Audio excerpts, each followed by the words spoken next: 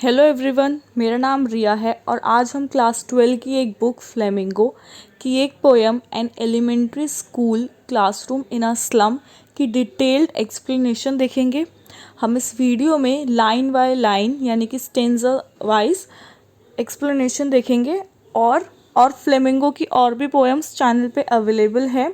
उसकी quick summary भी available है, अगर आप चाहें तो वो भी देख सकते हैं। उन दोनों का ही लिंक मैं डिस्क्रिप्शन बॉक्स में डाल दूंगी, आप उसे चेक कर सकते हैं। Surely Shakespeare is wicked the map a bad example which ships and the sun and love tempting them to Stella for lives that slyly turn in their cramped holes from fog to endless night.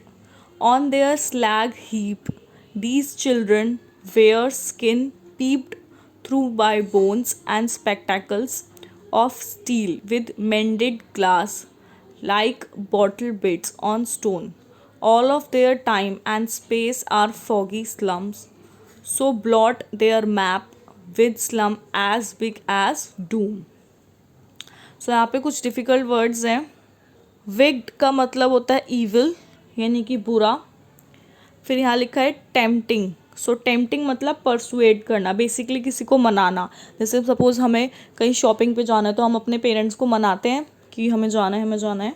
सो वही tempting. मतलब चालाकी। Slag मतलब week. मेंडेड मतलब repair करते हैं ना। Blot का मतलब है to mark with a spot, यानी कि किसी भी चीज़ को हम मार्क करते हैं एक स्पॉट के साथ, तो जैसे ऐसे, तो दैट इज़ ब्लॉट। डूम मतलब डिज़ास्टर।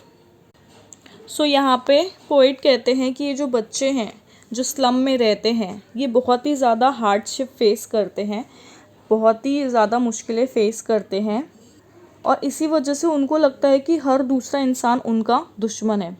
उनके लिए, उन बच्चों के लिए शेक्सपियर जो है वो एक बहुत ही बुरा इंसान है, और उनको लगता है कि जो मैप है ये भी एक बहुत ही बेकार चीज़ है, इसमें कोई काम की चीज़ नहीं है, क्योंकि उन्हें किसी ने पसंद नहीं करा है, उन्हें किसी ने प्यार नहीं दिया है। इस वजह से वो ऑलमोस्ट हर चीज़ से नफ़रत करते हैं।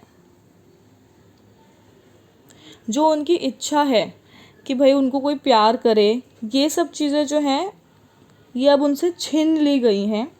वो बच्चे जो हैं वो छोटे से घरों में रहते हैं, स्मॉल हाउस में रहते हैं, और अब वो बच्चे इसी चीज़ में एडजस्ट करना शुरू कर दिया है उन्होंने। फिर यहाँ पे लिखा हुआ है from fog to endless night. इसका मतलब यही है कि जो उन बच्चों का फ्यूचर है, their future is full of darkness.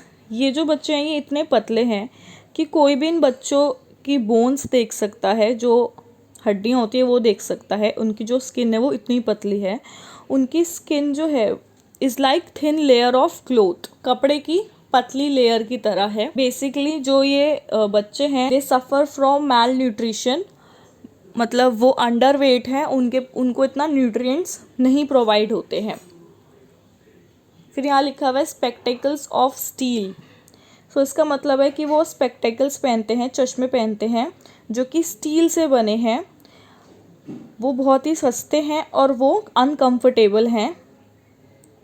In fact जो लेंस है उस स्पेक्टेकल्स में वो भी रिपेयर कर रखा है बार बार।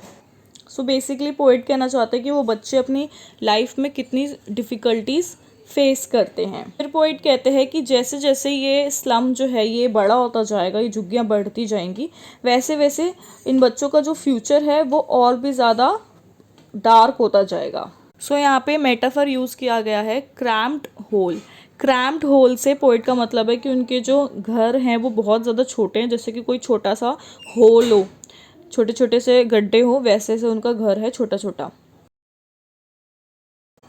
Unless governor inspector visitor this map becomes their window, and these windows that shut upon their lives like catacombs break, oh break open till they break the town and show the children to green fields and make their world run azure on gold sands and let their tongue run naked into books the white and the green leaves open history theirs whose language is the sun. Catacombs का मतलब होता है शमशान घाट, और azure basically एक type का colour है, ब्लू कलर को हम एज्योर कहते हैं। सो अब पोइट कहते हैं कि गवर्नमेंट को नोटिस करना चाहिए, रिस्पॉन्सिबिलिटी लेनी चाहिए इन बच्चों की, ये बच्चे जो प्रॉब्लम फेस करते हैं। पोइट चाहते हैं कि इन बच्चों की लाइफ जो है वो चेंज हो जाए, और जो मैप वो देखते हैं वो मैप उनकी रियलिटी बन जाए, मतलब वो भी हम लोगों की तरह आम जिंदगी जिए और खुशी भरी ज़िंदगी जिए। There is need to break restriction, ये बहुत ज़रूरी है कि जो रिस्ट्रिक्शन है वो टूट जाए, और ये जो बच्चे हैं जिनके पास इतनी गरीबी है, जिनकी लाइफ में इतनी गरीबी है, वो हट जाए। वो चाहते हैं कि पब्लिक हम लोगों को इन बच्चों की मदद करनी चाहिए ताकि ये जो बच्चे हैं इनके सपने पूरे हो पाएँ। फिर पोइट कहते हैं कि ऐसा करने से जो इन बच्चों की लाइफ में फॉग था पहले, अब फॉग से हट के क्या हो जाएगा, स्काई का कलर एज्योर हो जाएगा, बेसिकली ब्लू कलर का हो जाएगा, जो हमारा स्काई होता है। डार्क नहीं रहेगा इनका स्काई, इनका भी हमारे स्काई की तरह ब्लू कलर में हो जाएगा। वो चाहते हैं कि जो बच्चे हैं ये एक्सपीरियंस करें सैंड को, मिट्टी को, ब्यूटी ऑफ नेचर जैसे हम एक्सपीरियंस करते हैं, और वो भी अच्छी खासी नॉलेज गेन कर पाएँ। वो बच्चे भी green leaves, white and green leaves को देखें, बेसिकली नेचर को देखें, और इससे पता चलेगा कि उनका जो फ्यूचर है वो अब ब्राइट हो गया है और उनकी लाइफ में भी डेवलपमेंट आ गई है। सो इस पैराग्राफ में मेटाफर यूज़ किया गया है और वो आप मुझे नीचे कमेंट सेक्शन में बताएंगे।